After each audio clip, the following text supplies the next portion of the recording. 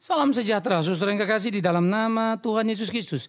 Masih tetap dalam topik bertanggung jawab sebagai keluarga. Maka jika kita sudah membicarakan posisi sebagai laki-laki, ayah ataupun suami, maka sekarang kita akan membicarakan posisi hidup kita dalam tanggung jawab kita dalam tengah keluarga. Sebagai seorang perempuan ataupun ibu. Di dalam Kolose, saudaraku, pasal yang ketiga ayat 18, Kolose 3 ayat 18 dikatakan demikian. Hai istri-istri, tunduklah kepada suamimu sebagaimana seharusnya di dalam Tuhan. Lalu di dalam Titus pasal 2 ayat 3 sampai 5 dikatakan lagi begini. Demikian juga perempuan-perempuan tua, hendaklah mereka hidup sebagai orang-orang beribadah. Jangan memfitnah, jangan menjadi hamba anggur, tetapi cakap mengajarkan hal-hal yang baik. Dan dengan demikian mendidik perempuan-perempuan muda mengasihi suami dan anak-anaknya. Hidup bijaksana dan suci, rajin mengatur rumah tangganya, baik hati dan taat kepada suaminya, agar firman Allah jangan dihujat orang. Saudara, menjadi menarik kalau kita memikirkan bagian ini. Sesudah kita membicarakan laki-laki di dalam konteks yang mengasihi, ketika dia menjadi suami mengasihi istri, maka tidak ada diskriminasi di sana. Jadi diskriminasi ditolak oleh kekristenan. Tetapi sebaliknya ketika seorang perempuan diajarkan hormat kepada suami, maka tidak ada emansipasi di sana. Kita kekristenan memusuhi diskriminasi, tetapi kita juga tidak menerima emansipasi. Karena di dalam hidup kekristenan adalah partisipasi, di mana kedua orang sama penting dan sama bertanggung jawab untuk memainkan perannya. Yang satu mengasihi, yang satu menghormati. Sehingga di dalam perbedaan ada persatuan. Karena memang itu semangat Alkitab dan bukan persamaan. Nah, jadi hidup sebagai seorang wanita yang merendahkan diri atau hidup sebagai seorang wanita yang tunduk kepada suami atau hormat kepada suami, itu bukanlah sebuah malapetaka. Itu bukanlah sebuah penindasan hak begitu ya, bukan. Dan itu tidak perlu dicurigai sebagai diskriminasi karena Kristen memang tidak mengajarkan itu. Sekalipun dalam Alkitab tercatat bagaimana para pria-pria di waktu lampau mempunyai sikap yang salah. Tetapi itu bukan warisan ajaran di dalam Alkitab. Lebih kepada warisan budaya yang berlaku di sekitar mereka, di mana mereka sendiri menodai kebenaran Alkitab. Kristus Yesus Tuhan mengkritik itu misalnya dalam sikap semena-mena pria untuk poligami, ya. Maka kita bisa membaca itu dalam Matius 19. Karena kamu tegar tengkuk semuanya ada. Tapi bukan sesuatu yang diatur supaya begitu. Nah ini saya pikir perlu satu pemahaman yang sehat dulu saudaraku. Nah yang kedua yang kemudian perlu juga kita pikirkan bersama-sama. Bagaimana sebetulnya di dalam peran itu ketundukan tadi, rasa hormat tadi, ya tidak perlu juga jadi malapetaka di mana kita langsung berasa berjuang untuk menggapai persamaan hak emansipasi. Karena memang tidak ada yang diperebutkan di sana. Istri dan suami sama haknya dalam konteks sebagai istri dan sebagai suami. Istri berhak untuk dikasihi suami, suami berhak untuk dihormati istri. Jadi penempatan diri istri menjadi sesuatu yang menyenangkan dan bukan beban. Sesuatu yang melegakan dan bukan keterpaksaan. Ini menjadi perlu. Sehingga kita tidak perlu menodai kehidupan rumah tangga kita oleh karena pemahaman kita yang salah terhadap kekristenan. Atau kemudian kita ternoda oleh pikiran-pikiran di luar kekristenan yang kemudian masuk ke dalam kekristenan. Maka seharusnya lah kita memberikan respek kita sebagai istri terhadap suami kita. Ya, bahkan digambarkan sebagaimana seharusnya di dalam Tuhan. Itu yang Tuhan kehendaki artinya. Iya, tetapi tentu saja suami yang ingin dihormati haruslah suami yang tahu mengasihi. Nah, jadi saudara yang kekasih, sebagai hidup sebagai seorang perempuan, sebagai seorang wanita, mestinya kita mampu menempatkan diri kita. Bagaimana memainkan peran kita.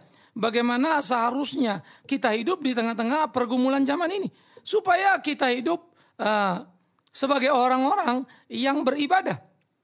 Ya, melakukan apa yang menjadi kehendak Tuhan kita. Nah, perempuan beribadah ini menjadi sesuatu yang penting supaya tidak perempuan yang bergosip kan begitu.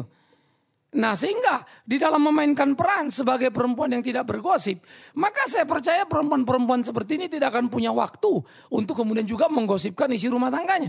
Ada banyak sekali menurut saya perempuan-perempuan menjadi istri yang tidak bijak karena menggosipkan isi rumah tangganya kepada semua orang.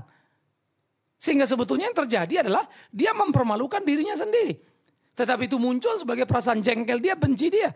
Seakan-akan dia bilang gini, bodoh amat, biarin semua hancur sekalian. Hati-hati. Itu dirimu, badanmu, keluargamu itu. Karena itu jangan rusak dengan cara yang seperti itu. Nah oleh karena itulah saudaraku yang kekasih di dalam nama Tuhan Yesus Kristus. Penting untuk kita memikirkan kebenaran. Yang harus kita jalani dalam kehidupan kita. Supaya kita betul-betul melakukan apa yang menjadi kehendak Tuhan kita. Sehingga sungguh-sungguh di dalamnya nama Tuhan ditinggikan, dipermuliakan. Nah ini menjadi perlu. Nah jadi karena itulah di dalam seluruh pertumbuhan pergumulan kita. Bagaimana kita melakoni apa yang menjadi kehendak Tuhan kita. Supaya kita menjadi sungguh-sungguh untuk kemudian bertindak dalam kehidupan kita. Melakukan apa yang menjadi kehendak Tuhan kita. Jadi penting untuk hidup sebagai laki-laki, hidup pula sebagai perempuan. Jadi bukan bergosip tapi beribadah. Sehingga dia memprotek isi rumahnya dan bukan mengobral cerita ke kiri ke kanan. Apalagi sebagai luapan rasa jengkelnya. Karena bagaimanapun rumah tangga yang sudah kita bangun adalah rumah tangga kita. Di mana kita bertanggung jawab di dalamnya. Maka sebagai seorang perempuan jangan juga terlalu banyak berbicara yang akhirnya menjadi fitnah. Karena gosip yang kemudian ditampung, diteruskan, itu bisa berubah jadi fitnah. Karena tidak dipahami apa yang sebenarnya. Nah ini bisa menjadi sesuatu yang melukai hati orang lain yang ada. Nah ini bisa jadi masalah yang terus berputar. Karena apa? Akibat dari tindakan seorang perempuan seperti ini, sebetulnya dia bisa jadi mencoreng keluarganya. Mencoreng wajah suaminya dan mempermalukan anak-anaknya. Tentu kita tidak mau kehidupan keluarga Kristen yang seperti itu, bukan? Kita rindu kehidupan sebuah keluarga Kristen yang bertanggung jawab. Kita hidup kehidupan sebuah keluarga Kristen yang melakukan apa yang menjadi ketetapan Tuhan dan bukan sekedar semangat diri. Nah, ini perlu sekali. Nah, oleh karena itulah saya pikir tiap orang perlu menyadari posisi dan menempatkan diri dalam kehidupannya. Sehingga sungguh-sungguh hidup sebagai perempuan yang beribadah, hidup sebagai perempuan yang bukan tukang fitnah, yang menyebarkan gosip ke kiri ke kanan tanpa mengendalikan dirinya. Ya. Lalu juga dikatakan jangan menjadi hamba anggur. Oh, ada apa ini? Karena memang saudara-saudaraku, kalau pria kemudian jadi pemabok, itu artinya ada sesuatu yang salah pada diri dia. Tetapi kesalahan itu menjadi sebuah kesalahan yang kemudian orang artinya apa secara sosial itu bisa dipahami. Bukan benar ya, hati-hati. Itu tetap salah. Tetapi kalau kemudian seorang perempuan melakukan hal itu, ini menjadi mengerikan. Karena seharusnya peran seorang perempuan adalah peran di mana dia mempunyai sikap feminisme yang tinggi. Sehingga menjadi pecinta anggur dalam pengertian pemabuk, itu menjadi mengerikan sekali. Karena kelembutannya akan hilang. Ia akan menjadi garang. Dan ia akan kehilangan perasaan kewanitaannya. Nah, oleh karena itulah dikatakan di sini menjadi bagian-bagian yang perlu untuk bagaimana seorang perempuan itu mampu mengendalikan dirinya. Karena memang perempuan itu kekuatan berbicara kan di dalam kelembutan kata-kata. Kalau perempuan terlalu banyak teriak, ngomong kasar, orang malah nggak respect, bukan? Beda dengan laki-laki. Jadi orang kalau ngeliat laki-laki ngomong agak kasar, keras, paling orang bilang, wah orangnya tegas. Orang menerjemahkan begitu walaupun mungkin cenderung kasar. Tapi coba perempuan, biar nggak kasar pun orang bilang sadis amat nih perempuan. Padahal yang diomong benar, hanya karena cara bicara. Bagaimanapun bentuk dari emosi seorang perempuan, memang tidak itu. Kelembutan harus menjadi kekuatannya. Nah karena itu menampilkan diri sebagai perempuan itu menjadi sangat penting. Sehingga dengan demikian pula dia menghargai dirinya, maka dia akan dihargai oleh orang di sekitarnya. Dan dia akan jadi kebanggaan, sekali lagi kebanggaan bagi suami dan anak-anaknya. Nah, jadi saudaraku, perempuan sebagai ibu harus memainkan peran yang tepat, sebagai istri memainkan peran yang pas, maka bahagialah dia dalam rumah tangganya. Dikatakan juga seorang perempuan itu harus cakap mengajarkan hal-hal yang baik. Iya. Sehingga dia juga kelak satu waktu bisa mendidik perempuan-perempuan muda yang akan berumah tangga. Tetapi dia juga bisa mendidik tentunya anak-anak di dalam rumahnya. Jadi cakap mengajar. Jangan jadi ibu yang kemudian bingung tidak tahu mau bikin apa terhadap pertumbuhan atau perkembangan anak-anak. Nah, ini kan jadi aneh lagi. Sehingga kadang-kadang loh ini ibunya yang mana sih? Maka Anda sebagai ibu harus bisa mendampingi anak. Kita tidak bisa lepas tangan dari semuanya itu.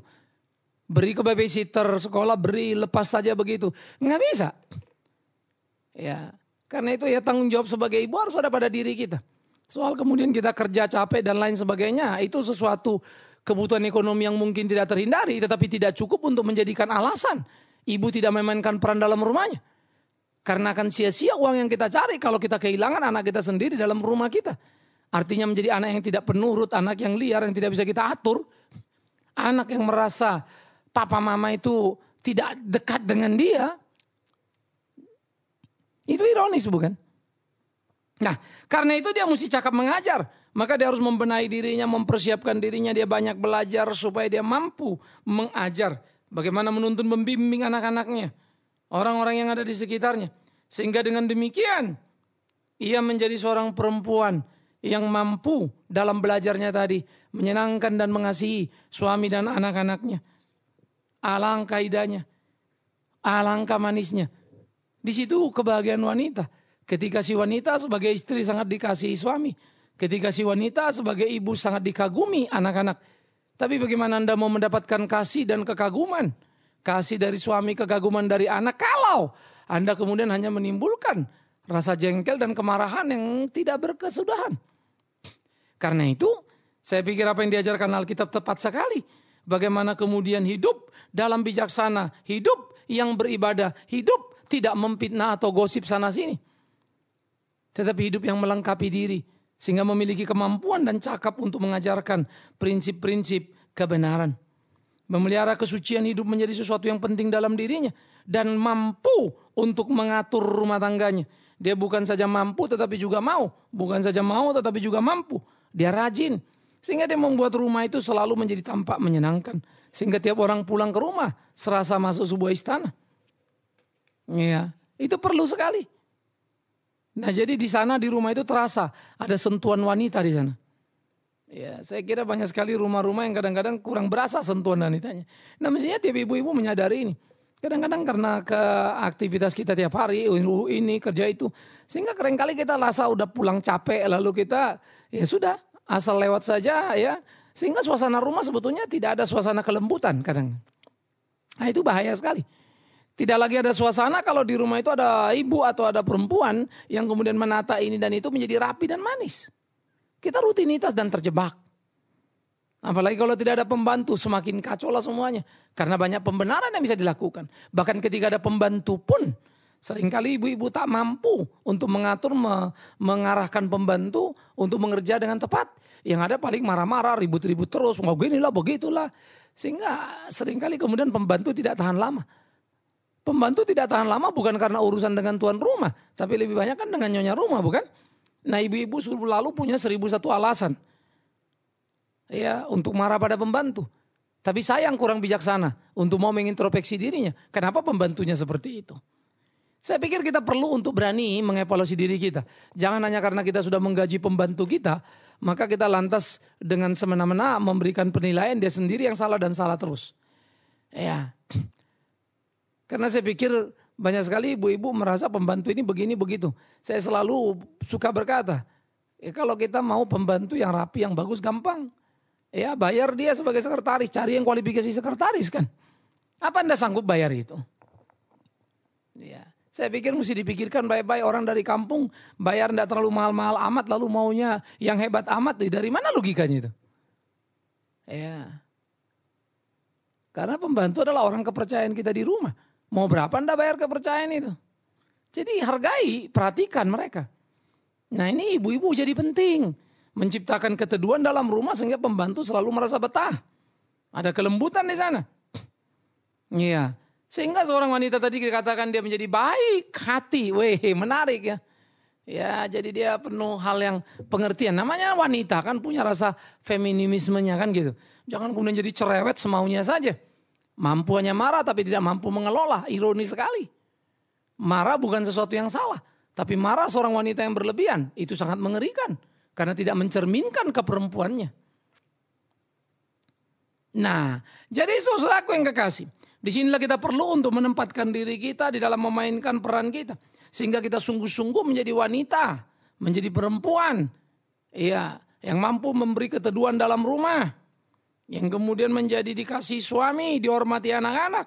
Maka dikatakan dengan demikian, engkau membuat firman Allah tidak dihujat orang. Artinya, Orang tidak bilang ini rumah-rumah orang Kristen kok kelakuan orangnya kayak begini sih.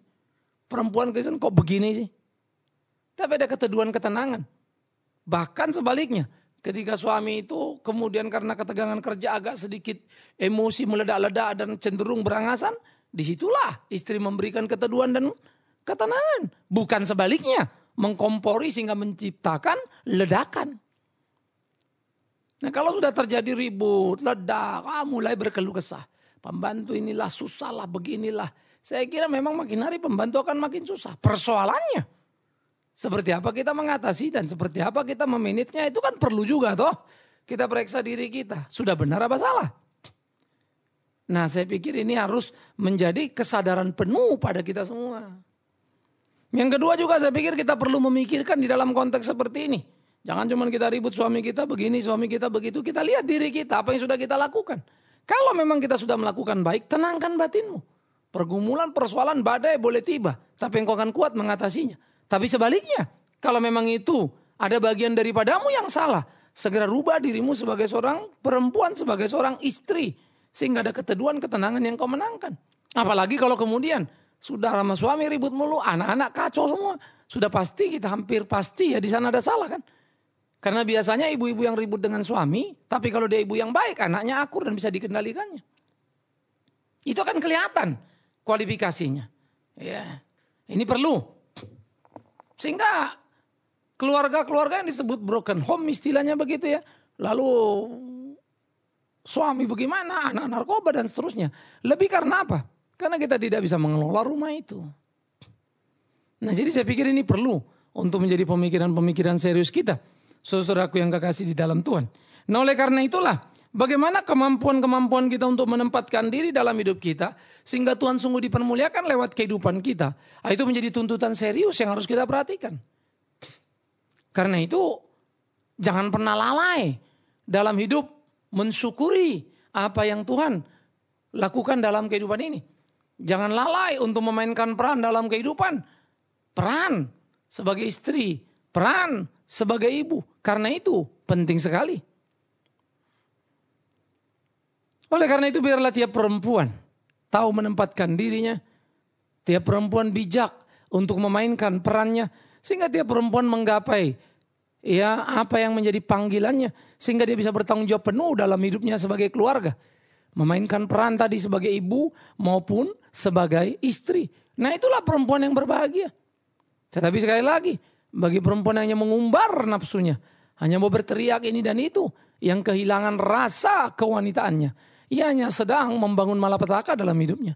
Menyesal pun ia tak akan pernah bisa menyelesaikannya. Oleh karena itu pula, kalau kemudian ternyata situasi kita ada pada situasi seperti itu, ada baiknya kita duduk diam dan merenung.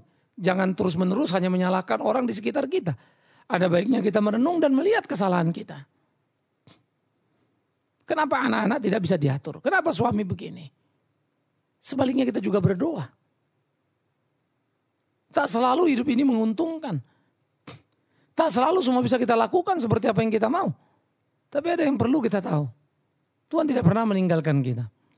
Dan dalam menghadapi persoalan di kehidupan, jangan saudara berpikir satu persoalan bisa selesai dalam sekejap. Seperti memencet tombol on off. No. Hidup panjang dan penuh pertarungan. Hidup panjang dan harus diselesaikan. Jadi lakukanlah apa yang menjadi kehendak Tuhan. Supaya kita tidak menjadi salah dalam hidup kita. Dan hidup kita bisa menyenangkan hatinya. Itu perlu. Nah ini ya saudaraku yang kekasih. Tiap apa menjadi pergumulan-pergumulan dalam kehidupan kita. Mari kita jalani hari-hari kita. Sehingga kita hidup sungguh-sungguh membangun satu karya yang menyenangkan di dalam rumah tinggal kita. Sehingga orang-orang selalu mengatakan ya bahwa istri yang cakap itu ya, dia menjadi selalu buah bibir di gerbang kota. Artinya orang selalu membicarakan, wow, dia wanita yang luar biasa. Tidakkah itu menjadi kebanggaan bagi bagi suaminya? Tidakkah itu menjadi kebanggaan bagi anak-anaknya? Maka suami dan anak-anaknya akan bilang, mereka merasa tersanjung. Karena istri, karena ibu yang hebat itu. Tidakkah Anda rindu memainkan peran itu? Maka saya pikir, sebagai perempuan Kristen kita tidak boleh terjebak kepada sekedar sikap perempuan pada umumnya. Tapi betul-betul menseleksi Mana sifat Kristen yang seharusnya?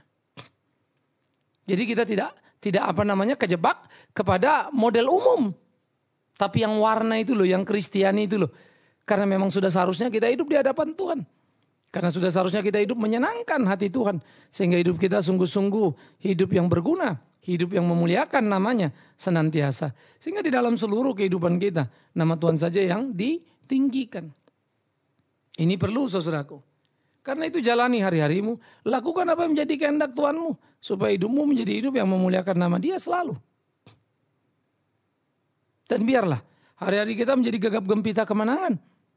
Sehingga orang menyebut kita wanita yang berbahagia. Anda rindu itu? Jadilah istri yang bijak, yang tunduk dan hormat pada suami. Dengan demikian engkau akan mendapatkan kasih suamimu. Jadilah engkau ibu yang bijak, yang cakap mengajar, menuntun membimbing anak-anakmu. Dengan demikian engkau akan mendapatkan kebanggaan karena anak-anakmu. Bukankah hidup itu akan menyenangkan? Ia tak jauh di luar sana. Ia aja pada diri kita. Jika Anda ingin berubah, tak perlu buru-buru menuntut suami dan anak-anak yang berubah lebih dulu. Lebih bagus mari kita rubah diri kita. Dan kita menciptakan perubahan di dalam keluarga kita. Kalau memang ada yang perlu untuk dirubah. Maka puaslah hidup kita. Bahagialah kita. Akhirnya saudaraku yang kekasih. Sebagai ibu, sebagai istri, jalani hari-harimu. Lakukan kehendak Tuhanmu. Menangkan pertarunganmu. Semoga kau bisa berkata, hidup memang indah. Di dalam Dia, bersama Dia. Untuk kemuliaan namanya. Selamat menikmati hari-hari. Selamat menikmati kemenangan panggilan.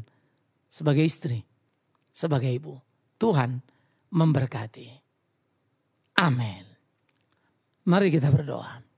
Kami bersyukur, kami berterima kasih kepada Tuhan yang menolong kami sepanjang perenungan kami. Ajar-ajari kami untuk terus hidup sesuai kehendak-Mu.